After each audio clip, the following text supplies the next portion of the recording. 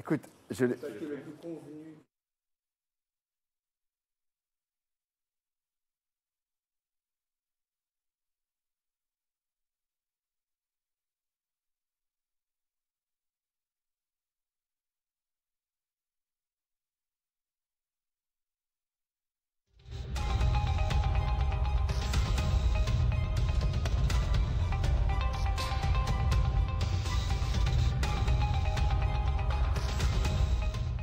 Bonsoir à tous, bienvenue dans Point de Vue, où nous sommes ravis de vous retrouver pour cet ultime rendez-vous, mais juste pour cette semaine, rassurez-vous. 4 sujets au sommaire de cette émission que je vous propose de découvrir tout de suite en images. On se souvient d'une enquête ouverte par le Parquet national financier contre Alexis Kohler, le secrétaire général de l'Élysée. Cette fois, il y a des nouvelles informations qui sortent sur les comptes de campagne d'Emmanuel Macron. Le président doit-il rendre des comptes? Vous nous donnerez votre point de vue. Vous pourrez aussi vous exprimer sur ce que vous pensez de Gérard Collomb, le ministre de l'Intérieur. Le Figaro publie ce matin un sondage qui montre que les Français sont très partagés sur la performance du ministre de l'Intérieur pour savoir s'il est ou non un bon ministre de l'Intérieur. On va parler aussi d'Emmanuel Macron, mais cette fois-ci à l'international. Vous savez, le G7 vient de commencer dans une petite ville du Québec. Ça va être 6 contre 1, tous contre Trump qui veut rétablir des barrières douanières. Est-ce qu'Emmanuel Macron est crédible en chef des libre-échangistes? Nous vous poserons la question. Et puis on va parler des grèves de la SNCF qui continuent et du bac qui arrive. Une grève est prévue, puisqu'on le sait déjà à l'avance, le lundi 18 juin et le vendredi 22 juin, 2 jours d'épreuve du bac. Les syndicats sont-ils irresponsables, ou en tout cas certains d'entre eux, puisque la CFDT vient de dire qu'à son avis, on devrait arrêter cette grève les jours du bac. Vous nous en parlerez, vous nous donnerez votre point de vue à la fois sur Twitter, sur les réseaux sociaux, sur le Figaro.fr. Vous allez pouvoir voter pour répondre à chacune des questions. Hashtag Figaro Live, hashtag Point de Vue. Je vous présente tout de suite nos 4 invités. Bonsoir, Fergan Aziari. Bonsoir. Ravi de vous accueillir dans cette émission. Vous êtes analyste en politique publique, vous êtes un collaborateur de l'IREF, qui est un think tank libéral, et on peut dire que vous-même, vous êtes très libéral. Oui, plutôt. On peut dire ça. Ce n'est pas forcément le cas de Sébastien Potvin, qui est expert associé, bonsoir, à la Fondation Jean Jaurès. Vous avez été membre du cabinet de Thierry Mandon, le secrétaire d'État à la réforme de l'État. Vous étiez à l'époque membre du Parti socialiste. Vous ne l'êtes plus. Hervé Nathan est là aussi avec nous. Bonsoir Hervé. Vous êtes directeur adjoint de la rédaction de Marianne. Marianne qui consacre sa couverture de cette semaine au cocu de la Macronie. Nicolas Hulot, Jean-Louis Borloo, François Bayrou. Un intéressant article aussi sur la chasse dans Marianne de cette semaine. Et bonsoir Jacques de Guilbon. Vous êtes le directeur de la rédaction de L'Incorrect, un magazine qui fait parler de lui tous les mois, et particulièrement ces temps-ci, ou la semaine dernière, où vous avez organisé une réunion qui a fait beaucoup de bruit avec Marion Maréchal sur le thème « Faut-il débrancher mai 68 ?» La réponse, si on a bien compris, était plutôt positive, à la fois de votre part et de celle de Marion Maréchal, dont on retrouve une interview dans le Figaro Magazine de ce week-end. On commence avec le premier sujet du jour. Des informations disent que Emmanuel Macron aurait profité pendant sa campagne présidentielle de sous-facturation ou de ristournes très importantes pour un certain nombre de manifestations, notamment dans des salles parisiennes comme Bobino ou La Mutualité, où il a organisé des réunions électorales. Ces faits n'avaient pas été portés à la connaissance de la Commission nationale des comptes de campagne, qui avait donc validé ceci. Alors, c'est un peu un nouvel épisode après l'ouverture par le Parquet national financier d'une enquête sur Alexis Kohler, secrétaire général de l'Élysée, donc le plus proche collaborateur du président de la République, autour d'éventuels conflits d'intérêts, même si à ce stade, ça n'est qu'une enquête, concernant Alexis Kohler, qui a travaillé pour une entreprise privée, puis représenté l'État dans un dossier qui concernait cette entreprise, même si ça n'était pas directement lié. Tout ça est un peu compliqué. Est-ce qu'Emmanuel Macron doit rendre des comptes? Est-ce qu'il a une responsabilité là-dedans? Est-ce qu'il y a une forme de complot? Écoutez ce qu'en pense Olivier Faure, c'est le premier secrétaire du Parti socialiste. Il était hier soir sur France Info et il n'y est pas allé de main morte. Il règne ce soir et depuis quelques jours un parfum particulier sur l'Élysée, et ce parfum, c'est celui de l'argent. Il y a ce soir comme l'idée que nous sommes passés d'une république que l'on voulait exemplaire, qui se voulait exemplaire, à une république du fric. Hervé Nathan, ça va trop loin? Ce que dit Olivier Faure. Ça va loin, mais on saura peut-être si ça va trop loin plus tard. C'est-à-dire que les deux problèmes qui sont reprochés potentiellement à l'équipe du président, au président lui-même et à son équipe, et dans lequel Alexis Collère, l'actuel secrétaire général de l'Élysée, joue un rôle central, ce sont à chaque fois des problèmes de relations avec des gens puissants qui ont de l'argent. D'une part, M. Collère, quand il était haut fonctionnaire à Bercy, a assisté au sauvetage des chantiers de l'Atlantique, qui s'est fait plus ou moins en collaboration avec l'entreprise MSC, celle qui achète des très gros navires de croisière. D'accord, c'est les plus énormes paquebots que vous voyez sur les publicités, c'est les MSC, c'est une famille italo-suisse, et bien il est cousin de cette famille italo-suisse. Son cousin, le patron de MSC, c'est le cousin de M. Collère. Et M. Collère, il représentait l'État quand il y a eu une négociation pour financer, garantir des prêts par l'État au profit de MSC pour sauver par ailleurs quand même les chantiers de l'Atlantique, parce qu'il s'agit de ça. C'est M. Collère aussi qui animait l'équipe du président lorsque l'équipe de campagne du président, bien plus tard, et c'est son équipe qui a négocié tous ces rabais dont il est question pendant la campagne électorale, et le soupçon qui règne là-dessus, c'est qu'il y a des amis politiques qui sont aussi des amis argentés, qui ont fait des rabais très importants, plus importants que ce qui serait permis, voilà, je mets des conditionnels, qui seraient autorisés par la loi, au profit d'Emmanuel Macron. Voilà le soupçon. Donc le soupçon, effectivement, c'est le soupçon qu'il y a à la fois beaucoup d'argent et beaucoup d'amitiés qui se confondent. Voilà, c'est le conflit d'intérêts potentiel. Ce qui est ennuyeux, c'est que pour le moment, on ne sait pas si les institutions sont capables de résister à l'éventuelle tempête que provoquerait une véritable enquête sur les comptes de campagne du président déjà élu. On a un précédent. Hein. Le précédent, c'est celui de l'élection de Jacques Chirac. On sait maintenant que M. Chirac avait bidonné ses comptes de campagne, et que le Conseil constitutionnel avait sciemment décidé d'entériner son élection en disant un juge ne peut pas entériner l'élection au suffrage universel. Voilà, c'était Roland Dumas, terrible, qui était président du Conseil constitutionnel. Voilà. Ce qu'il faut dire, c'est que ça portait sur des montants autrement plus importants que là, les rabais dont aurait bénéficié Emmanuel Macron, qui portent plutôt sur des dizaines de milliers d'euros. Alors, additionné, on est au-dessus des 100 000, mais voilà, c'est quand même, par rapport au montant total de la campagne, ça reste des sommes assez faibles, mais il n'empêche que... Pour des sommes du même montant, à peu près, enfin proportionnelles, il y a une enquête du parquet financier contre les comptes de Jean-Luc Mélenchon. Donc il va y avoir un petit... C'est une histoire qui commence seulement et qui ne se terminera pas si facilement que ça. Voilà, moi je ne peux pas, à ce stade, personne ne peut dire, bien sûr, il y a un coupable et évidemment il faut qu'il démissionne, je n'irai pas là-dessus. Alors, François Logereau, qui est le président de la Commission nationale des comptes de campagne, était ce matin, toujours chez nos confrères de France Info, et lui plaide la bonne foi en disant « mais nous ne savions pas qu'il y avait eu ces ristournes car elles n'avaient pas été indiquées ». Regardez. Les rapporteurs ne nous avaient pas signalé ce cas parce que donc vous avez découvert d'une certaine façon hier matin ces montants. Paru soulever problème. Donc vous avez découvert, comme tous les Français, hier matin ces montants. Absolument. Moi, je reste solidaire de l'ensemble des personnels de la Commission. J'assume les décisions au nom du collège. Jacques de Guibon, est-ce que Emmanuel Macron doit s'expliquer sur tous ces sujets? Monsieur Logereau ne savait pas, et je ne mets pas en cause sa bonne foi lui, mais ça veut dire que ces rapporteurs n'ont pas fait leur travail, en fait, parce que leur travail, c'est quand même d'aller voir si une chose est sous-facturée, et des journalistes l'ont trouvé.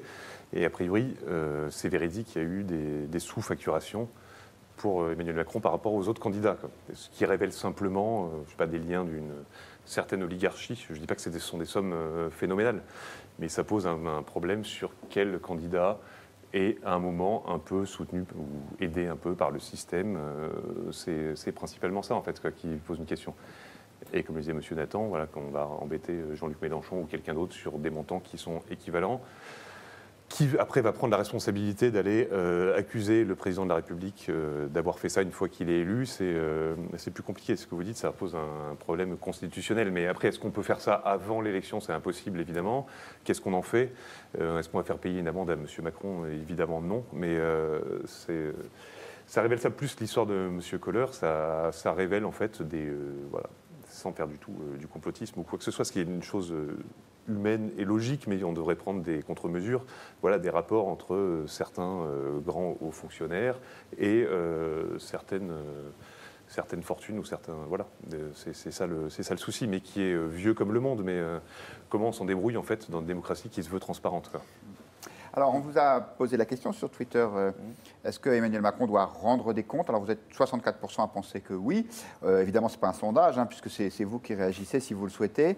Et quant à Marie, elle nous dit « Le peuple a droit à la vérité ». Sébastien Potvin, vous êtes choqué par ces deux dossiers ou vous considérez que c'est... Un petit peu comme toutes les personnes qui viennent d'intervenir avant moi. Pour l'instant, on s'interroge. C'est-à-dire qu'effectivement, lorsque l'on voit le président de la Commission nationale de contrôle dire « je n'étais pas au courant et effectivement, les rapporteurs ne m'ont pas fait remonter d'informations », on est amené à s'interroger. Le salaire, il y a une semaine. Oui. On est en capacité de s'interroger. Moi, ce que je vois surtout derrière, c'est qu'il y a une problématique politique très forte qui est en train de monter. C'est-à-dire qu'on a un sondage très récent qui montre le décrochage très fort, notamment de la gauche, qui a quand même beaucoup soutenu Emmanuel Macron lors de l'élection présidentielle.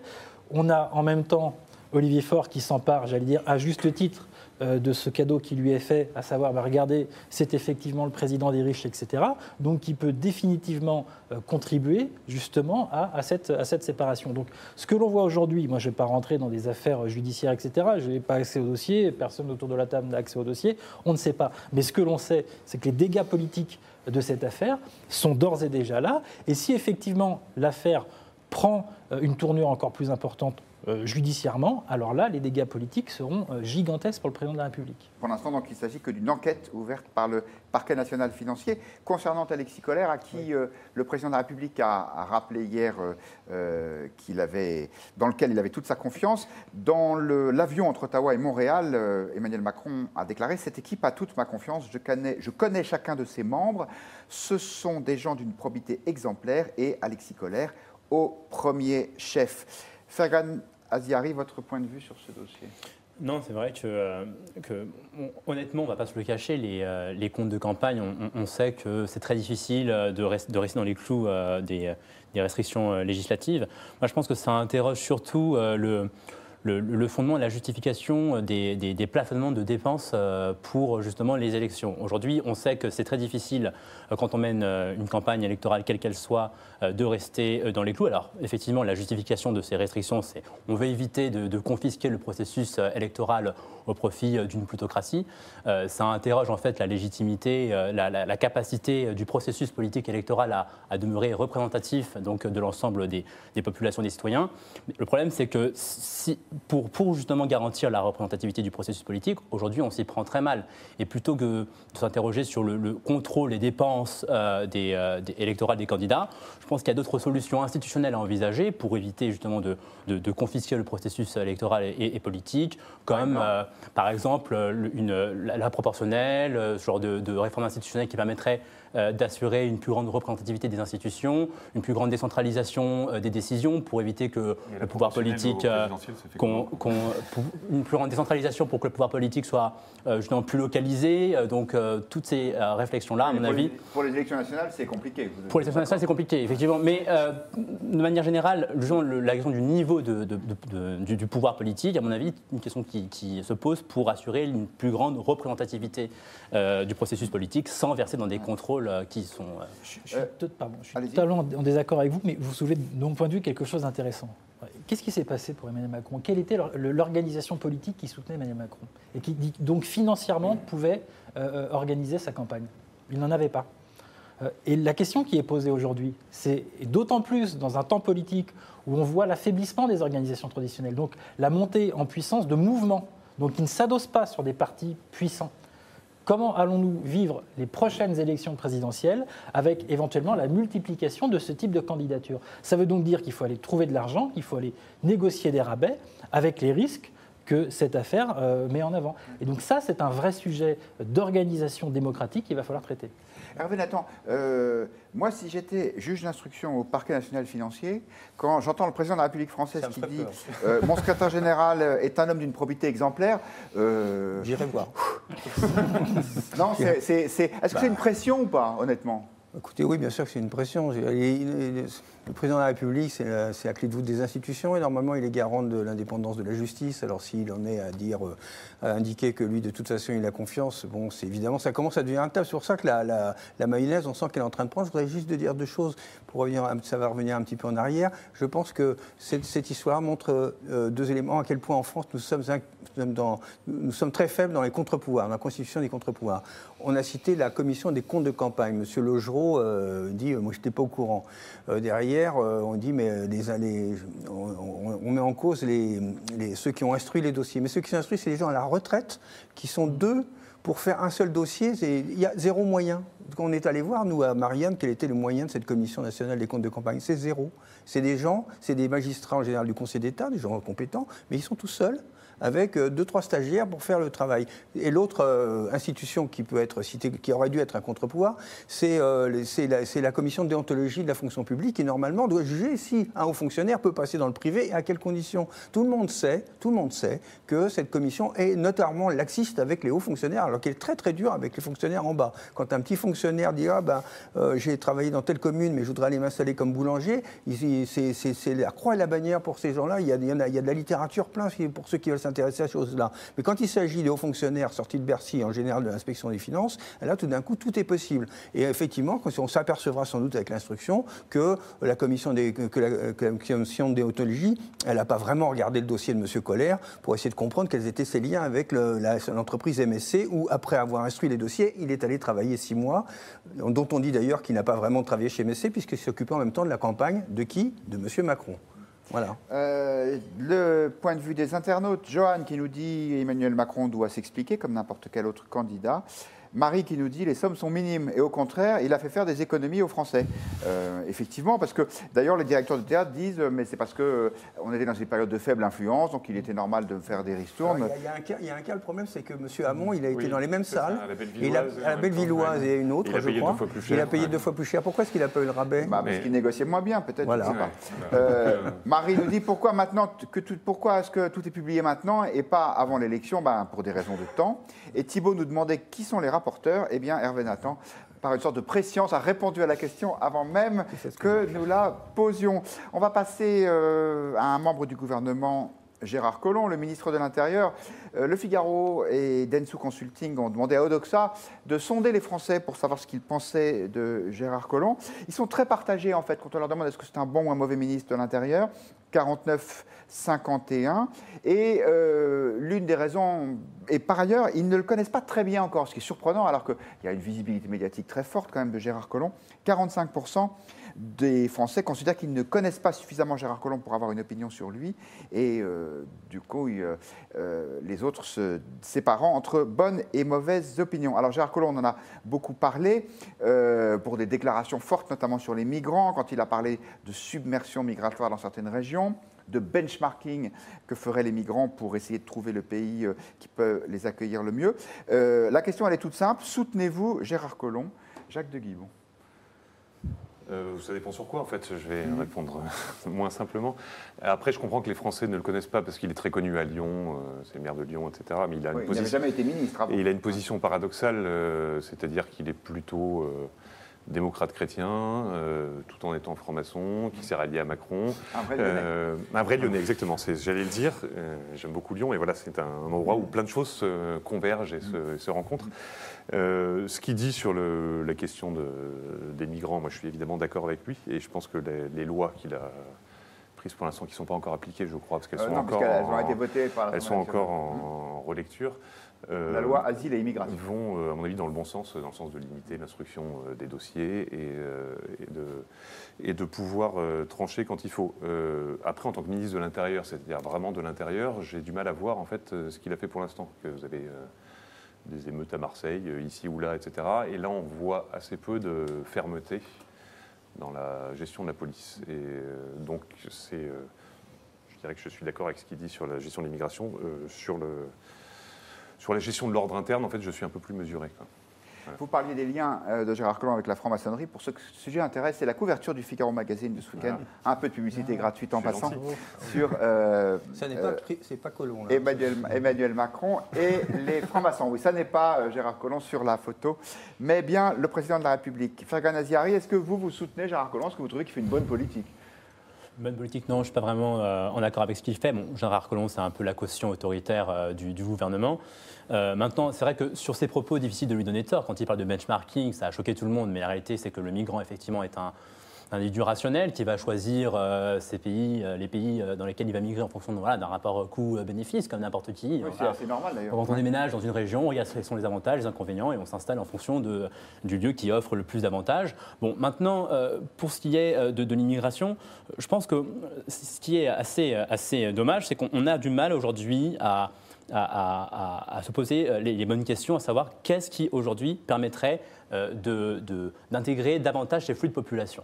Aujourd'hui, on est incapable de traiter l'immigration autrement qu'à travers le prisme de l'assistanat, l'État-providence, les centres d'accueil, et donc ce qui fait qu'on a la perception que l'immigration est un jeu à somme nulle. Alors que si on laissait les immigrés notamment libres de subvenir à leurs besoins, puisqu'ils n'ont pas le droit de travailler, aujourd'hui ils sont exclus du marché du travail tant qu'ils n'ont pas obtenu le droit d'asile, et même en tant que réfugié, quand vous voulez intégrer le marché du travail, c'est très difficile, il faut passer par des procédures assez longues, c'est une législation un petit peu protectionniste qui est fondée sur un ressentiment anticapitaliste, comme quoi les immigrés qui viendraient sur place forcément seraient l'armée de réserve du capital et seraient là pour faire pression sur les salaires.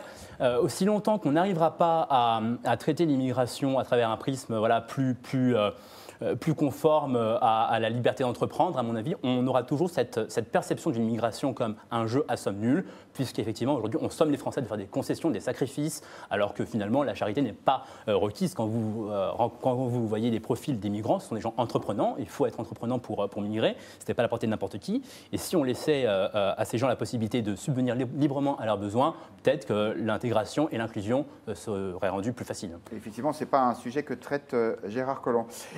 Sébastien Potvin, qu'est-ce que vous pensez de ce point de vue assez tranché d'Olivier Faure, c'est son cadre de célébrité, d'un point de vue ce soir, qui dans l'Obs, cette fois, déclare « Gérard Collomb me fait honte, j'ai du mal à reconnaître celui que j'ai côtoyé, il a rompu avec les valeurs humanistes ».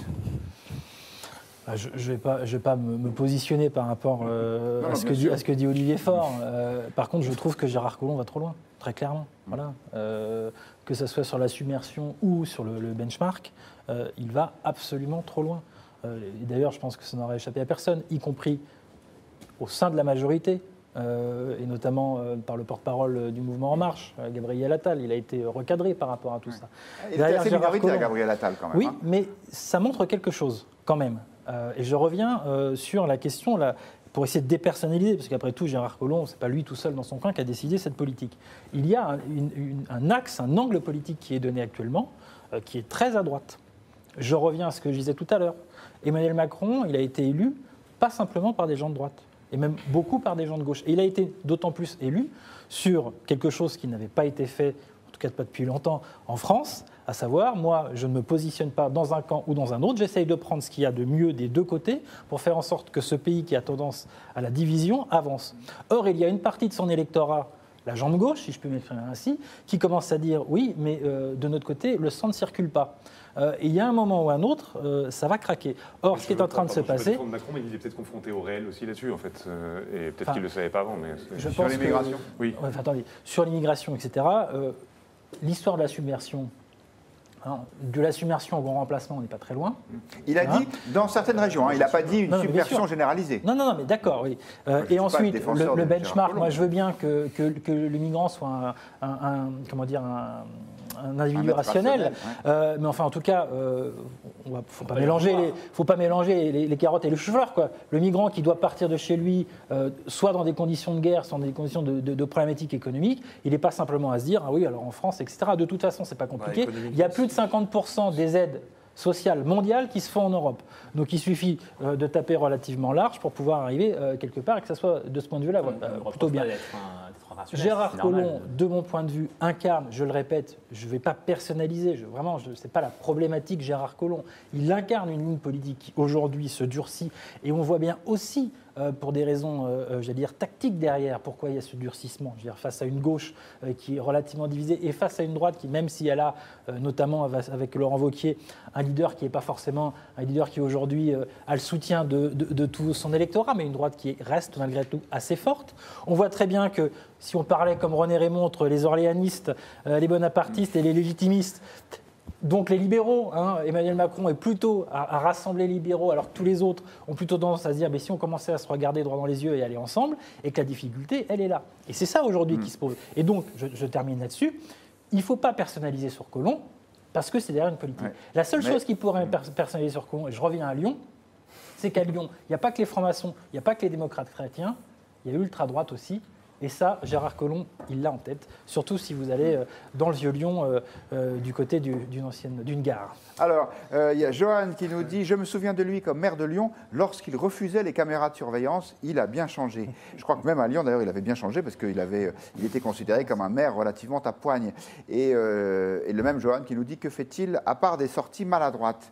Et vous, cher Hervé Nathan, est-ce que vous soutenez Gérard Collomb? Vous savez bien que les journalistes ne soutiennent jamais le gouvernement. Ah ouais, je ne sais pas, moi, je pose la question. On va commencer par poser ça d'abord. Par principe. Moi, je trouve que le cas de Collomb, il est intéressant parce qu'il montre à quel point le débat politique est en train de décrocher du réel. Je vais vous donner un exemple. Moi, je considère que la politique que mène Gérard Collomb est dans la droite ligne de celle du gouvernement précédent et ses deux prédécesseurs qui étaient Bernard Cazeneuve et, rappelez-moi l'autre, Manuel Valls. Il y a, voilà, y compris la loi qu'il a portée. Ah oui, Mathias. Non, alors peut-être qu'on ferait une exception pour Mathias Fekl. Bon, mais il est resté peu de temps. Mais grosso modo, l'attitude générale, la politique menée, c'est la même. Disons qu'elle est un petit peu accentuée. Elle est un petit peu accentuée pour l'intégration, parce que dans la loi et dans les mesures qui ont été prises, par exemple, on a augmenté de beaucoup le nombre d'heures d'enseignement du français, le nombre d'heures d'enseignement de ce qu'on appelait l'éducation civique quand j'étais à l'école, etc., etc. On a aussi favorisé le regroupement familial. Voilà, on a aussi, avec les fratries. Voilà, et donc il y a un peu de tout et ça ressemble beaucoup. La politique, quand on parle de l'immigration concrète, celle que les Français constatent, qu'est-ce qu'on voit? C'est que le ministre actuel, il continue ce qu'avait fait Bernard Cazeneuve en essayant de reloger massivement les migrants qui sont dans les rues, soit à Calais, soit à Paris. Et là-dessus, il y a vraiment une continuité. Il continue, il accentue la politique que Cazeneuve avait mise d'ailleurs avec les mêmes hauts fonctionnaires, pour ceux qui connaissent un petit peu le ministère de l'Intérieur. Donc de ce point de vue-là, il y a vraiment une très grande continuité. Il y a juste un truc, c'est qu'effectivement, il a choisi, sciemment à mon avis, parce que c'est un faux naïf dans son air matois, avec son élocution difficile. En fait, moi, je pense qu'il force la dose, parce qu'il a choisi sciemment d'utiliser des mots d'extrême droite pour faire la même politique qu'avant. Voilà, il a dit, donc ça va faire plaisir aux gens d'extrême droite, mais les gens d'extrême droite, ils disent « Ah ben c'est bien, il dit la même chose que nous, sauf qu'il fait la même chose qu'avant, ce que vous critiquiez. » Donc voilà, donc vous disiez avant « Ah ben c'est vraiment pas ça qu'il fallait faire. Maintenant, s'il a changé juste de discours, mais qu'il fait la même chose, ça va pas faire avancer beaucoup de schmilblick. » Maintenant, fondamentalement, sur la question de l'immigration, personne n'a la réponse à la question suivante qui est devant nous du point de vue européen. Là, on parle des immigrés concrets et pas des gens qui sont des êtres, des homo economicus, puisque j'ai compris le raisonnement. Les gens qui sont concrètement en train de errer dans les rues de la France, et notamment de Paris, ce sont des gens qui sont des déboutés du règlement de Dublin, qui tournent en Europe, effectivement, parce que les règlements européens, qui sont intégrés dans le droit français, font qu'on ne peut pas accepter des gens qui sont rentrés par l'Italie ou par la Grèce, et qu'on les renvoie systématiquement et qui reviennent, et que pour le moment, aucun gouvernement, ni aucune des solutions que j'entends autour de cette table, ne propose un début d'once de solution à cette chose-là. Ouvrir le marché du travail, c'est une solution. Par exemple, aujourd'hui, si ces gens-là errent justement dans les rues et ne font rien, c'est parce qu'encore une fois, on leur interdit le droit de subvenir à leurs besoins. Non, ils errent dans les rues parce qu'ils n'ont pas le droit d'être en France, parce que normalement, ils devraient être en Italie. Et les Italiens, ils viennent de voter massivement pour un mouvement d'extrême droite qui dit ce qu'on va bientôt faire, c'est on va les renvoyer en bateau en Libye. C'est ça la politique, c'est ça l'aboutissement des politiques continuelles jusqu'à présent. On va vers une véritable catastrophe. Moi, je veux bien qu'on libéralise complètement l'entrée des migrants dans l'Union européenne. On peut dire qu'ils pourront s'installer comme eux. Si je suis bien votre raisonnement, d'ailleurs, il n'y a même pas besoin de respecter le droit du travail. Ils n'ont qu'à faire œuvre de s'installer à leur compte dans les conditions qu'ils veulent. Après tout, puisque soyons libérales jusqu'au bout, permettons le travail au noir des travailleurs migrés. Il y en a déjà pas mal. Donc Oui, le mémoire, il est illégal par définition, Voilà. et donc il s'expose à une répression. Vous savez très bien que Mais moi, je suis pour la répression. Je suis pour la Libéral, répression du sans travail être au noir, favorable oui, au ça travail pour au le coup. noir, cher Hervé Nathan, Ouais. j'espère. En tout cas, parce que Le c'est- travail clandestin, pardon. Ouais. Jacques de Guibon, juste un mot là-dessus. Vous êtes d'accord avec ce constat d'Hervé Nathan que le discours de Gérard Collomb est plus à droite que sa politique? Oui, parce qu'il n'y a aucune politique générale sur l'immigration, en fait. Là, c'est un discours sur ce qu'on appelle les migrants. On ne sait pas ce que ça veut dire d'ailleurs, mais bref, qui sont en général des immigrés clandestins, ou des réfugiés, mais qui sont tous emmêlés, mais qui sont des immigrés qui n'ont pas de raison d'être là. Il n'y a aucune politique ou pensée sur l'immigration même légale. Est-ce qu'il faut la réduire? Est-ce que la société française peut encore les assimiler, les intégrer?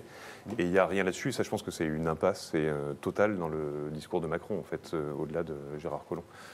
Le dernier mot restera à Marie-Claude, qui nous dit sur Internet « On ne peut pas dire que Collomb nous rassure, 3 petits points ». C'est votre point de vue et nous vous le laissons bien volontiers l'exprimer.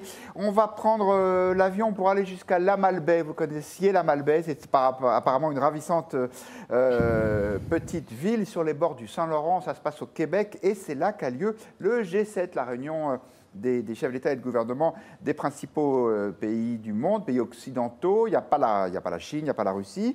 Et en fait, c'est un peu 6 contre 1, ce G7, parce que Donald Trump a annoncé il y a quelques jours des mesures douanières pour contrer les importations aux États-Unis, notamment d'acier américain et européen. Et donc, l'objectif d'Emmanuel Macron dans ce G7, c'est d'être tous unis contre Trump. D'ailleurs, il ne s'en cache pas.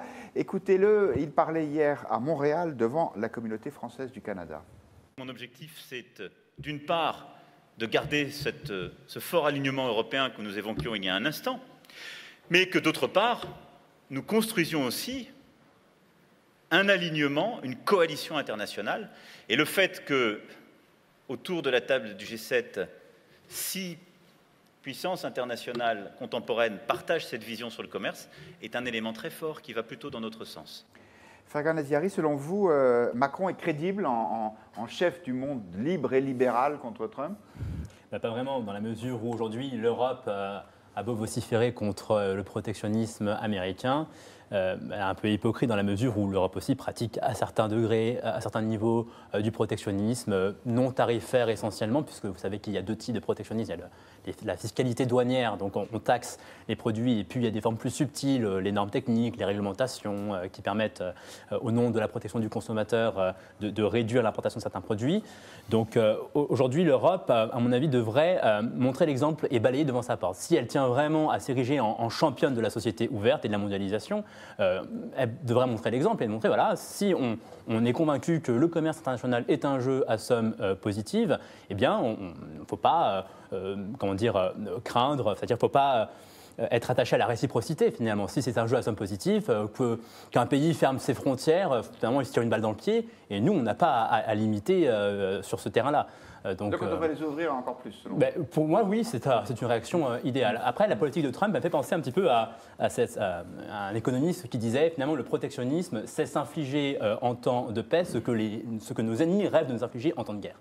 Donc c'est assez marrant. C'est-à-dire qu'on a M. Trump qui veut se retirer de l'accord iranien, donc imposer des restrictions commerciales à Téhéran au nom, justement, de la nécessité d'affaiblir ce régime. Et donc on s'applique des restrictions commerciales là, qui, par miracle, vont renforcer notre économie. Donc je pense qu'il y a une dissonance cognitive ici. Je ne suis même pas sûr qu'il est convaincu de l'opportunité économique de ces décisions. Je pense qu'il faut plus y voir une manœuvre politicienne. Il veut porter un coup au multilatéralisme et rassurer la frange nationaliste de son électorat pour rassurer sur l'autonomie décisionnelle des États-Unis vis-à-vis des États étrangers. Et donc, il s'en prend au système unilatéral juste pour... Alors, cette nuit, il a quand même tweeté pour expliquer qu'il y avait 150 milliards de déficit commercial américain avec l'Union européenne. Je n'ai pas vérifié le chiffre, mais j'imagine qu'on lui a donné des fiches qui sont à jour. Le déficit commercial, ça ne veut rien dire. Ce n'est pas un indicateur pertinent pour juger l'affaiblissement d'une économie. En tout cas, c'est celui qui est utilisé par Donald Trump. C'est peut-être parce que c'est celui qui l'arrange, effectivement. Hervé Nathan, sur le fond, est-ce que vous pensez que Macron peut fédérer comme ça tous les puissances occidentales, y compris Theresa May, y compris M. Conte, le nouveau Premier ministre italien, contre Trump? Moi, je suis plus pessimiste que ça. Je pense que sans doute ce G7 va clore une période historique. C'est-à-dire, c'est la période du G7. Le G7 était né après 1972, pour ceux qui se souviennent. C'était devenu le directoire du monde. Les grandes puissances occidentales dominaient le monde et l'organisaient plus ou moins, et organisaient tout autour d'eux jusqu'à agréger autour d'elles, d'abord la Russie, après 1990, et puis ensuite la Chine, etc. Donc tout ça s'agrégeait. Et là, ce club-là est en train les États-Unis s'en retirant, ce club-là, à mon avis, n'aura pas grande puissance. Alors moi, je veux bien que Emmanuel Macron essaye d'en avoir le leadership. J'ai l'impression qu'il aura le leadership de pas grand-chose. Quand on voit un petit peu les dissensions, par exemple, si on prend juste les Européens d'abord, entre les Britanniques et le reste de l'Europe, il y a déjà un fossé qui est en train de s'approfondir, ça s'appelle le Channel, et c'est en train de devenir une véritable frontière. Donc c'est pas très bien parti. Mais même entre Allemands, et quand on regarde ce que proposaient les Allemands il y a encore quelques semaines, les Allemands ils proposaient tout simplement aux Français de reprendre les négociations sur le TAFTA, le traité transatlantique, en expliquant que pour pouvoir continuer à exporter vers les États-Unis des produits de haute technologie, sous-entendu des Mercedes et des Audi, on allait peut-être offrir aux Américains d'importer un peu plus de soja OGM, enfin de soja et de produits agricoles. Sous-entendu, les Français seraient dans ce cas-là les perdants de l'affaire, puisque les voitures sont allemandes et l'agriculture est française. C'est un peu rapide, mais c'est pour expliquer les enjeux. Donc, le débat, ça risque, à mon avis, parti comme ça. Je pense que le leadership, même s'il a un succès d'estime au Canada ce week-end, je ne suis pas sûr que ça aille très très loin. Voilà. Jacques de Guibon, il n'est pas crédible comme leader du monde libéral, et peut-être que ça vous satisfait même, ou de voir en tout cas ce changement de climat, dit par Hervé Nathan. Je ne sais pas s'il faut être le leader du monde libéral, et je ne sais pas si c'est ça que cherche... Le monde libre-échangiste plutôt que libéral, pour être Je ne sais pas si c'est ça que cherche Macron, évidemment. Après, je comprends la réaction de Trump, même si elle nous nuit, parce que il y a ce déficit commercial qui est avec le monde entier, et avec l'Europe notamment. Et contrairement à ce que disent beaucoup, notamment de souverainistes, en fait, on est quand même un point de plus de taxation douanière sur les produits qui viennent des États-Unis que dans l'autre sens. Et il y a eu une vraie libéralisation aux États-Unis. Enfin, ils ont appliqué ce qui était leur philosophie jusqu'à Trump. En fait, il y a une vraie destruction de leur marché. Je comprends que Trump ait envie de défendre une partie de sa population. Macron, après, à mon avis, se retrouve, le pauvre, tout seul, parce que la France est assez peu touchée, je pense, par ces restrictions, ces taxations sur l'acier et l'aluminium, beaucoup moins que l'Italie ou l'Allemagne, d'après ce que j'ai vu. Et la question, c'est est-ce que l'Allemagne ou l'Italie vont tenir en fait longtemps, alors qu'ils ont des intérêts beaucoup plus puissants là-dedans. Après, ce qui est très étrange chez Trump, c'est pourquoi est-ce qu'il s'attaque aux plus faibles, si on peut dire d'une certaine façon, parce qu'il a un déficit commercial avec la Chine qui est 1 milliard de fois supérieur, notamment même sur l'acier et l'aluminium. Non mais ce qui est étrange, je veux dire, c'est pas... Non mais s'il veut faire le matamor, dans ce cas-là, qu'il aille aussi s'attaquer directement à M. Xi, plutôt qu'à ces Européens. Sans doute, il se dit qu'ils s'aideront plus facilement. Et en plus, ce sont des chiffres assez bas, me semble-t-il, rapportés au déficit commercial américain. C'est des questions d'aluminium et d'acier. Soit il veut montrer qu'il est le plus fort de manière simple, en fait, en s'attaquant aux faibles de la cour de récré, soit il y a autre chose que je n'ai pas comprise. Mais en tout cas, je vois... Emmanuel Macron a raison d'aller défendre nos intérêts, mais je ne vois pas comment il va gagner, sachant qu'à mon avis, il est à peu près tout seul, en fait, dans la question. Les internautes sont très partagés sur ce sujet. On pose la question sur Twitter. Selon vous, Emmanuel Macron est-il crédible contre Donald Trump? Et 51% disent que oui, 49% considèrent que non. Quant à Marie, elle nous dit si encore l'Europe était unie, ce serait possible de faire front face aux États-Unis. Faut pas charrier, probablement un pseudonyme, nous dit Macron est crédible, mais Trump est quelqu'un de têtu et je pense qu'il gardera le cap dans ses décisions, malgré ce que dit Macron, tandis que Guillaume nous dit, comme vous, Jacques de Guibon, les Allemands ont plus à perdre que les Français dans des sanctions possibles. Sébastien Potvin, votre point de vue sur ce sujet? Je pense que Marie a raison. Je pense que la faiblesse et la division européenne est quelque chose qui permet à Trump de jouer avec nous tous. Il y a un élément que vous n'avez pas cité, que Trump a évoqué aujourd'hui. Il a rappelé la Russie. Il a quand même indiqué qu'il Trump souhaitait... voudrait que la Russie revienne. Exactement. Que et le G7... Et le président du Conseil italien est d'accord avec lui Exactement. Et la Russie, non, vous inquiétez pas, a répondu déjà. Elle dit, vous inquiétez pas, nous, on a nos affaires à côté, c'est très gentil, merci pour l'invitation, etc. C'est quand même très intéressant ce que vous disiez sur il tape sur les plus faibles, mais bien sûr qu'il ne va pas taper sur les plus forts, ou en tout cas sur les pays qui, pour lui, sont les pays forts de demain. Donc, il ne va pas taper sur la Chine, c'est une évidence, il ne va pas taper sur la Russie, au contraire, il l'invite. Et ce qu'il est en train d'essayer de faire, c'est de créer un axe de tous ces pays, je reprends un terme je ne parle pas des États-Unis, mais je reprends un terme de Nicolas Bavrez, notamment en ce qui concerne la Russie, les démocratures. Justement, ces pays très forts, très tournés, très nationalistes, et on voit ce mouvement qui est en train de monter. Donc, je pense que Emmanuel Macron a raison de ne pas laisser le multilatéralisme actuel se laisser dépecer comme c'est fait actuellement. Il est politiquement le plus fort en Europe pour le mener, parce que pas non plus, on ne va pas se raconter d'histoire pendant très longtemps. Theresa May, on n'en parle plus. Angela Merkel, on a bien vu le temps qu'il lui a fallu pour monter son gouvernement, elle est complètement affaiblie. L'Italie... Il est le plus fort par défaut, en fait, il n'a aucun allié, c'est ça le problème. En Europe, il est tout seul. D'accord, enfin, il y a peut-être le Luxembourg. Qu'est-ce qu'on aurait fait d'autre? C'est-à-dire, est-ce qu'il aurait fallu dire à Emmanuel Macron, non, écoutez, Monsieur le Président, ne faites rien, de toute façon, c'est foutu. On sait très bien que c'est difficile, on sait très bien qu'aujourd'hui, dans le monde, des oppositions sont de plus en plus fortes. Alors, est-ce qu'on doit lui dire, non, mais écoutez, laissez tomber et puis rentrer à la maison? Ce que je veux dire, c'est que la France suffit, dans ce cas-là, vous n'avez pas besoin de l'Europe derrière, en fait, puisqu'il est tout seul. Sauf que la France, jusqu'à présent, elle a toujours... sauf si on change de politique là-dessus. Mais la France pense encore aujourd'hui qu'elle est plus forte au sein de l'Europe que toute seule dans son coin. Elle est en train de prendre dans l'Union européenne une place particulière, donc elle y va. Et donc là-dessus, je pense que le président de la République, il a totalement raison de se défendre. Faut pas oublier que l'Europe a une seule tête, c'est une compétence exclusive, donc il ne faut pas non plus... D'une certaine manière, il ne faut pas surestimer le théâtre. En matière de négociation commerciale, il ne faut pas surestimer le théâtre qui est en train de se passer là, puisque ce n'est pas avec ces interlocuteurs-là que ça se fera, ça se fait avec la Commission européenne. Ne restons pas sur l'économie simplement. Je vais vous faire plaisir. Politisons un petit peu les choses, parce que derrière tout ça, il n'y a pas que de l'économie. Si on s'arrête à l'économie, très bien, tout va bien. Mais derrière tout ça, c'est un jeu bien plus politique qui est en train de se mener. Le multilatéralisme, c'est aussi qu'on entretient cette grille de lecture que le commerce n'est possible que s'il y a concession réciproque. Encore une fois, les importations ne sont pas des concessions, c'est quelque chose qui profite aussi aux consommateurs et aux entreprises qui achètent des produits à l'étranger.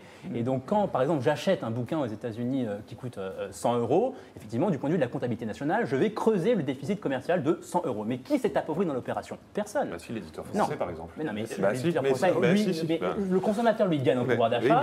Les Français ne sont pas que des consommateurs. Enfin bref, la concurrence, de manière générale, elle profite à l'ensemble de l'économie. Est-ce que vous allez regretter l'entrée de Free sur le marché des télécoms sous prétexte que les profits de l'oligopole de télécom sur le livre, si vous y rentrez vos livres américains, on les vendrait à 1,50 € et il n'y aurait plus d'éditeurs. Dans ce cas-là, monsieur, on va rétablir des frontières entre les départements, les communes et les régions, et vous allez voir, on va booster la richesse de tous les. Oui, ça s'appelle une AOC par exemple. Ça s'appelle une AOC en fait. Ça s'appelle une AOC. Mais c'est un passionnant échange parce qu'il montre que. Non, mais c'est vrai que la concurrence et l'économie, c'est extraordinairement vivant et ça va l'être probablement de plus en plus avec les nouvelles majorités qui arrivent au pouvoir en Europe ces jours-ci. Il nous reste quelques minutes pour parler de la grève de la SNCF. Elle en est à sa 14e session, c'est comme ça qu'on dit, paraît-il. Donc la grève a commencé hier, elle a encore lieu aujourd'hui, les trains devraient se remettre en route demain. L'avantage avec les syndicats français, c'est qu'ils sont bien organisés. Donc on sait déjà qu'il y aura grève aussi le 17 et 18 juin et grève les 22 et 23 juin. Sauf que le 18 juin, c'est le bac qui commence. Faut-il interrompre les grèves pendant les épreuves de baccalauréat? Quand on s'est posé la question ce matin en préparant cette émission, on n'avait pas encore le point de vue du patron de la CFDT qui a dit que oui, les grèves devraient s'interrompre pendant les épreuves du bac. Est-ce que les syndicats sont irresponsables en faisant grève, même dans des journées aussi importantes que celle-là pour toute une partie de nos contemporains, Hervé Nathan? Eh bien, il faut regarder aussi ce qui est en train de se passer dans le conflit. La dernière étape du conflit est devant nous, et ça explique le maintien des mots d'ordre de grève pour le moment. C'est qu'il y a une conférence tripartite des partenaires sociaux de l'État et des syndicats qui est convoquée par le gouvernement pour régler la dernière étape de la réforme qui est enfin, est-ce qu'il va y avoir des négociations pour une convention collective du rail qui permettra de régler le problème des agents de la SNCF qui passeraient à la concurrence. C'est très important pour les syndicats. C'est une demande depuis le début de la réforme de la CFDT, de l'UNSA, de dire qu'il faut négocier ça en priorité. Et le gouvernement a choisi de mettre ça à la fin, parce que le patronat du rail, c'est la SNCF plus que Keolis qui appartient à la Caisse des dépôts. Donc, bon, si le gouvernement avait décidé de convoquer cette conférence il y a 3 mois, ce serait déjà derrière nous. Mais non, il a décidé que ce serait à la fin. Ce sera donc le 15 juin, 3 jours avant le bac. Et moi, je fiche mon billet que la CFDT et l'UNSA sortiront de cette négociation tripartite en disant nous avons un rendez-vous en septembre avec les patrons qui ont, enfin avec les patrons, c'est-à-dire avec l'État et l'État, puisque c'est l'État et la Caisse des dépôts, et avec qui nous pourrons enfin discuter de cette, nous allons enfin avoir une convention collective, ce qui était le but de notre entrée dans le mouvement. Et comme je ça, pense que la CFDT, étudiants en plus je pense que donc la CFDT lycée, et l'INSEE, c'est pour ça qu'il y a déjà le signal de la part du patron de la CFDT. Ce matin, voilà. Mais ça dépendait aussi du gouvernement de gérer le calendrier de la grève pour éviter d'avoir un conflit aussi long, parce que ça aurait pu être plus court. Ouais, sauf Sébastien Potvin que la CFDT, c'est pas eux qui conduisent les trains, c'est plutôt la CGT qui est majoritaire et qui, elle, veut rien arrêter. Hein. Ça vous choque sur le fond qu'on fasse grève le jour du bac? Moi, ce qui me choque, c'est que lorsqu'on entend les arguments qui ont été avancés par les syndicats, je mets du coup de côté la CFDT depuis qu'on a cette information, les syndicats ont avancé l'idée qu'ils ne faisaient pas grève pour eux, qu'ils faisaient grève pour les générations futures. Nous, il n'y a pas de problème. Voilà. Oui, nous, on fait grève. Statut, on le garde. On fait grève pour les générations futures. Or, les générations futures, elles passent le bac. Et elles ne pourront pas le faire. Alors, on ne connaît pas quel sera l'impact réel, parce qu'il ne faut pas non plus... Il y a combien de lycéens Exactement. qui prennent le train pour aller passer le bac? Franchement, c'est pas les proportions. En région parisienne, il y a des gens qui prennent le RER. Mais voilà, il y a y compris des professeurs qui ils ont pas etc. une voiture. Mais c'est une question de principe. Oui. C'est-à-dire qu'on ne peut pas à la fois mettre en avant cet argument-là et le jour du bac. Voilà. Donc moi, je suis assez dans la position de la CFDT, de dire qu'à un moment ou à un autre, voilà, il faut savoir se positionner différemment.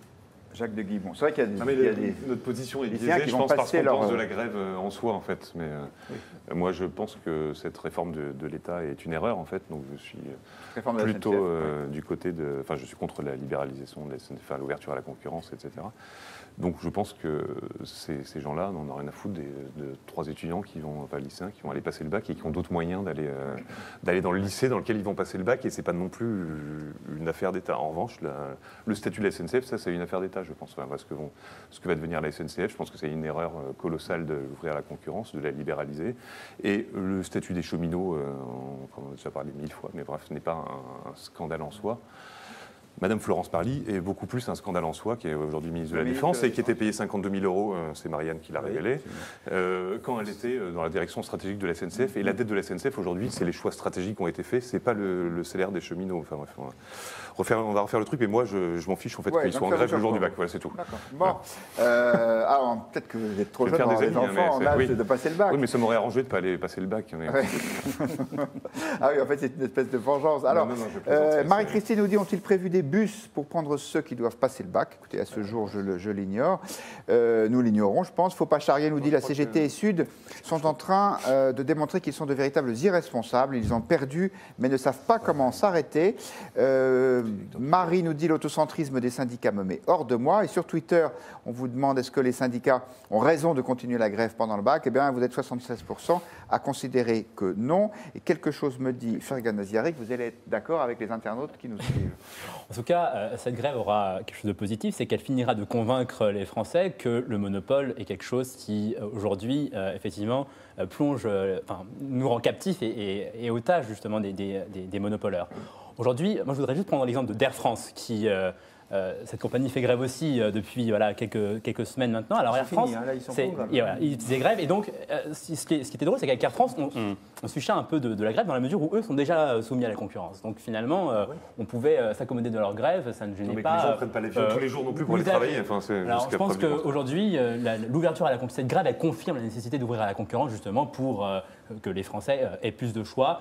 Jacques de Guibon évoquait tout à l'heure que les étudiants peuvent se rendre dans leur lycée par d'autres moyens. Effectivement, c'est bien la pluralité de choix. C'est très bien d'avoir une pluralité de choix. Prendre un car Macron, quoi. Ils ne sont pas tous assez riches pour avoir une voiture, pour aller passer le bac. Honnêtement, les Français soutiennent l'ouverture à la concurrence? Je ne sais pas.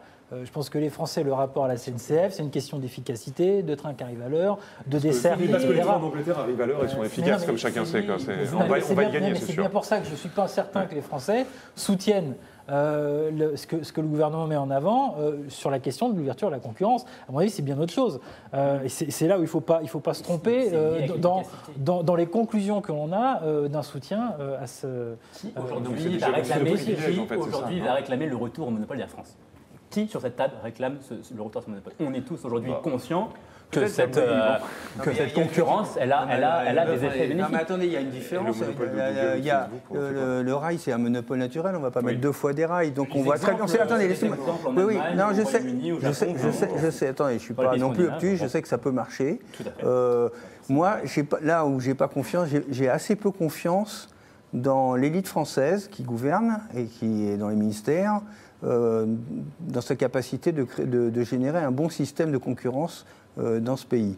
Ce qu'on a vu sur la privatisation des concessions d'autoroutes, c'est que le contribuable paye beaucoup et que les sociétés concessionnaires gagnent énormément, que ces sociétés concessionnaires sont d'énormes groupes. Et de toute façon, ceux qui viendront sur le rail, ce sont tous des groupes d'État. C'est-à-dire qu'on aura la SNCF et Keolis, et Veolia, et la Deutsche Bahn, et Trenitalia. Nous n'aurons que des entreprises d'État, que des monstres qui viendront sur ce secteur, sur ce marché. Parce que personne d'autre n'est capable, c'est énormément capitalistique, personne d'autre n'est capable. Donc la concurrence libre, oui, alors les télécoms, les dernières choses sur les télécoms, ce que nous avons vu, c'est à quel point l'Europe, qui est effectivement la région du monde la plus libéralisée en matière de marché de télécoms, et c'est fait totalement dépassé par les États-Unis d'un côté sur les nouvelles technologies, et c'est un vrai rapport, c'est-à-dire dans l'incapacité d'avoir des investissemsements forts. Qu'est-ce qui se passe? C'est que toutes les nouvelles technologies sont américaines ou chinoises. Et nous sommes en train de devenir une colonie. Alors là, pour le coup, vous allez voir ce que ça va donner. Nous sommes en train de devenir une véritable colonie. Je suis obligé de vous couper la parole, et croyez-moi, ça me désole alors que vous exprimez des points de vue différents, mais même si les trains n'arrivent pas toujours à l'heure en France, point de vue se termine à l'heure. Merci à tous les 4 d'avoir participé à ce rendez-vous. Très bon week-end à tous. Point de vue revient. J'aurai le plaisir de vous retrouver à 17h10 lundi prochain. Très bon week-end.